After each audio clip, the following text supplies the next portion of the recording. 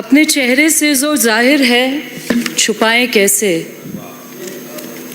अपने चेहरे से जो जाहिर है छुपाएं कैसे, तेरी मर्जी के मुताबिक नजर आएं कैसे। लाख तलवारें चली आती हैं गर्दन की तरफ, लाख तलवारें चली आती हैं गर्दन की तरफ, सिर झुकाना नहीं आता तो झुकाएं कैसे, तेरी मर्जी के मुताबिक नजर आएं कैसे।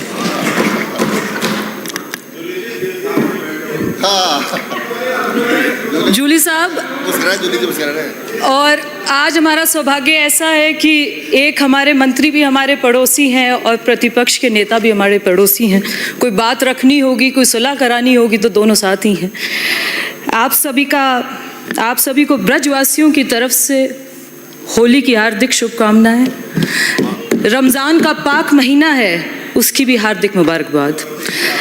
सभापति महोदय, आपने मुझे मांग संख्या 45 व 56 पर बोलने का अवसर दिया है। आपका बहुत बहुत धन्यवाद करना चाहती हूँ। एक धन्यवाद प्रस्तुत करना चाहती हूँ माननीय मुख्यमंत्री जी का, माननीय उप मुख्यमंत्री सुश्री दिया कुमारी जी का। ग्रीन बजट, पहला ग्रीन बजट पेश किया है जिसमें 27,000 करोड़ से ज़्यादा की राशि एलोकेटेड की गई है, जिसका 11% जो है पहले साल में उसका उपयोग किया जाएगा। दूसरा, मैं माननीय मुख्यमंत्री जी का एक बार दोबारा धन्यवाद करना चाहती हूँ कि राइजिंग राजस्थान हम लोग सुनते हैं, सुनने से सुन रहे हैं, 20 दिन से सुन रहे हैं। जो सामने बैठे साथी हैं, कोई एमयू की बात करता है, कोई बात करता है जी कागजी हैं, कोई बात करता है सोलर एनर्जी पे लग गए, कोई बात कर रहा है कि जी 80% तो 10 करोड़ से नीचे लग रहे हैं, कोई बात कर रहा है कि ये तो धरातल पे नहीं आएंगे। एक बात पूछना चाहते हैं, आपने राइजिंग राजस्थान का जो पूरा संयोजन किया वो आपने आखिरी वर्ष में किया। आप इसको पहले वर्ष में करते, दूसरे वर्ष में करते तो आपके पास समय था तकरीबन 2 से 3 साल का, जिसको आप धरातल पे ला सकते थे। हमने पहले वर्ष में इसको इसलिए किया है क्योंकि अगले 4 साल का हमारे पास एक प्लान है जिस पे हम काम कर सकते हैं, इंडस्ट्रियल पॉलिसीज पे काम कर सकते हैं। आपको सिर्फ ये समझ आता है कि एमओयू साइन हुए हैं, 35 लाख करोड़ के एमओयू साइन हो गए, उसका आगे क्या होगा। क्योंकि एक इनोवेटिव टेक्नोलॉजीज में, इकोनॉमिकल ग्रोथ में एक समय लिया जाता है जिसको प्लानिंग, इम्प्लीमेंटेशन और उसके बाद उसको धरातल पे लाने का लिया जाता है। हमने इसको प्लान किया है, हमने इसको पूरी उस तरीके से लिया है कि पूरी देश भर से कि नहीं, पूरे विश्व से जो लोग राजस्थान की खूबसूरती को और तहजीब को समझते हैं वो इस स्टेट में आए हैं और उन्होंने ये सोचा है कि हम इस स्टेट में अपने जितना भी उद्योग है उसको डेवलप कर सके और आगे जो इस स्टेट की खूबसूरती है, चाहे वो टूरिज्म हो, चाहे वो टेक्निकल इनोवेशंस में हो, चाहे वो माइनिंग क्षेत्र से आती हो, चाहे वो पत्थर हो, चाहे वो मार्बल हो, चाहे वो साड़ियाँ हो, चाहे हैंडीक्राफ्ट हो, उसको हम किस तरीके से इनोवेट कर सकते हैं। मैं माननीय मुख्यमंत्री जी का धन्यवाद करना चाहती हूँ जिन्होंने पिछले बजट में 1 डिस्ट्रिक्ट 1 प्रोडक्ट को लॉन्च करके एक पूरे प्रदेश भर में एक मैसेज दिया है कि राजस्थान के कोने कोने से जो है इंडस्ट्री डेवलप की जाती है। मैं ब्रज क्षेत्र से आती हूँ और मैं यहाँ पर एक बात रखना चाहती हूँ कि कामा जो है एक धार्मिक नगरी है। कामा का जो क्षेत्र है, जो ब्रज के क्षेत्र में आता है, ज़्यादा नहीं तो 30% ब्रज क्षेत्र कामा के अंदर आता है और आधा क्षेत्र हमारा उत्तर प्रदेश के अंदर आता है। मैं यहाँ पे एक बात रखना चाहती हूँ कि ये एनसीआर रीजन से नज़दीक था। कामा में जब भी कोई मंत्री रहे, कांग्रेस के समय के मंत्री रहे, पर कामा का जिस प्रकार से एक विकास होना चाहिए था वो विकास नहीं हो पाया। इस वजह से भी नहीं हो पाया क्योंकि वो एनसीआर रीजन के करीब होने के कारण 90 किलोमीटर दूर एनसीआर रीजन पड़ता है, तो भी उसका विकास नहीं हो पाया। आज भी वहाँ पे नेशनल किसी भी ट्रांसपोर्ट की, नेशनल कोई भी हाईवे की कनेक्टिविटी नहीं है। मैं आपके माध्यम से सभापति महोदय, आपके माध्यम से ये बात रखना चाहती हूँ कि हमारे यहाँ पर रीको का इंडस्ट्रियल एरिया आता है सोनोकर में, जो जरेड़ा से कामा के बीच में पड़ता है।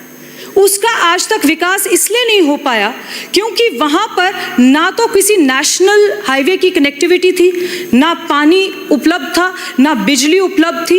अब हम ERCP के माध्यम से कामवन को पानी तो मिल रहा है, पर मैं यहाँ पे एक मांग रखती हूँ आपके माध्यम से सरकार के लिए कि जो बॉम्बे एक्सप्रेस हाईवे निकल रहा है उसको पहाड़ी के माध्यम से जुरेड़ा तक जोड़ते हुए आगे कामा जाते हुए बरसाना तक जोड़ना चाहिए, ताकि ये नेशनल हाईवे आए और यहाँ पर जितने भी उद्योगपति आसपास हैं जो वहाँ पे बड़े इंडस्ट्रियल प्लांट लगाना चाहते हैं, क्योंकि वहाँ पर ज़मीन अवेलेबल है, पर इस तरीके की जो इंफ्रास्ट्रक्चरल डेवलपमेंट्स की ज़रूरत होती है वो वहाँ पर अवेलेबल नहीं है। तो मैं आपके माध्यम से ये कहना चाहती हूँ कि उस क्षेत्र को नेशनल हाईवे से जोड़ा जाए ताकि वहाँ पे इंडस्ट्रियल डेवलपमेंट किया जाए।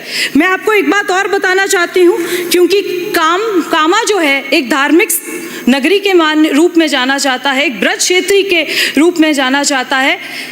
ब्रज में 12 वन पड़ते हैं, पंचम वन कामा है, इसीलिए उसको कामवन भी कहा जाता है। मैं आपके माध्यम से ये भी एक बात रखना चाहती हूँ कि हमारी आदि पौराणिक जो क्षेत्र है, हमारा आदि वृंदावन के नाम से जो कामवन जाना जाता है, उसकी पहचान कामवन है। तो कामा का नाम बदल के कामवन किया जाए, क्योंकि यहाँ पर कदम वृक्षों की बहुत बड़ी तैनात होती थी, जिसकी वजह से जो उसको कदम वन कहते थे, फिर उसको कामवन कहते थे, अब उसे कामा कहते हैं, पर हमारी पहचान कामवन है। उसको लौटाया जाए, आदि वृंदावन के नाम से जाना जाता है, उसको लौटाया जाए। पर यहाँ पर जो कांग्रेस का राज था तो उसके एक क्षेत्र में भारी खनन होता है, जिसकी वजह से जितना क्रशर जोन है, भारी अवैध मात्रा पे लीज चलती है, अवैध खनन किया जाता है। आज से 3 साल पहले हमारे कुछ साधु संतों ने वहाँ पे आंदोलन किया था कि जो ब्रज की नगरी में जो वहाँ पर संरक्षित पर्वत है, संरक्षित वन है, उन पर अतिक्रमण करके उन पे वहाँ पर माइनिंग हो रही है। आज भी वो चालू है। मैं आपके माध्यम से ये कहना चाहती हूँ, जो हमारे बाबा विजयदास जिन्होंने आत्मदाह किया था, उनको याद करते हुए इस सदन में मैं एक बात रखना चाहती हूँ कि जो अवैध खनन वहाँ चल रहा है उसको बंद किया जाए। अवैध दृष्टिकोण से जो कामवन की सौंदर्यकरण है, जो ब्रिज क्षेत्र की सौंदर्यकरण है, उसको वहाँ पर रोक लगाई जाए। और जितने यहाँ पर ओवरलोड की वाहन चलती हैं उससे प्रदूषण होता है, ब्लास्टिंग होती है उससे प्रदूषण होता है, अवैध खनन चल रहा है उससे प्रदूषण होता है।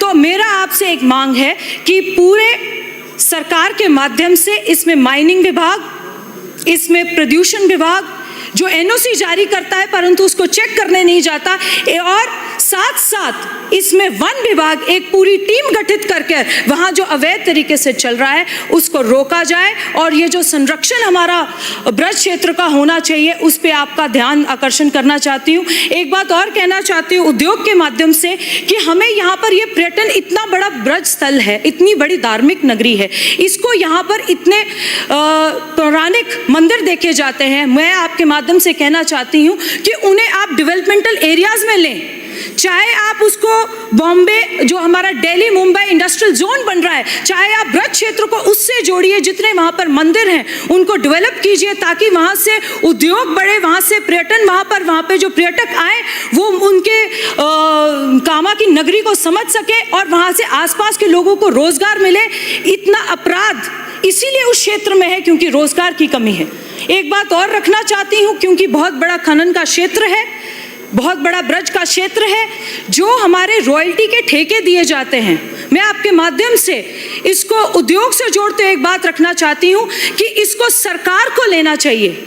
सरकार जो हम प्राइवेटाइजेशन इनको ग्रुप्स को देते हैं वो 49 रुपये 50 पैसे सरकार का रेट है जिससे रॉयल्टी लेती है, पर जो प्राइवेट ग्रुप्स हैं वो उसको 80 रुपये टन के हिसाब से ले रहे हैं। तो मैं इसका विरोध करते हुए आपके समक्ष ये रहती हूँ कि इसको सरकार को अपने माध्यम से चलाना चाहिए ताकि जितना भी वहाँ पर उद्योग हो और जितनी भी वहाँ पे इनकम हो वो रेगुलरली गवर्नमेंट के हित में आए और उनसे जो आसपास के एरियाज हैं, जितने भी खनन के आसपास के एरिया एरियाज़ हैं जो ब्लास्टिंग की वजह से, आसपास खनन की वजह से, ओवर यूज़ होने की वजह से ख़राब हो रहे हैं, उनको आपका एक जोनर मिले, आपकी प्रोडक्टिविटी मिले, आपका इंडस्ट्रियल हेल्प मिले।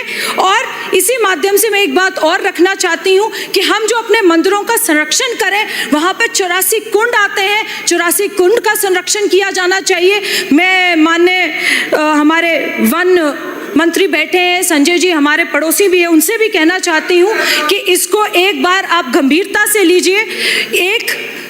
आप सुन लीजिए जूली जी, आप भी बैठे हैं, इनको गंभीरता से लेना चाहिए, क्योंकि ये सबसे बड़ा वहाँ पर रोजगार का माध्यम मिलेगा और जो साइबर क्राइम जैसे बड़े अपराध हैं उनसे हमें छूट मिलेगी। मैं आपके माध्यम से इन बातों को रखना चाहती हूँ। आपने मुझे बोलने का अवसर दिया, बहुत बहुत धन्यवाद।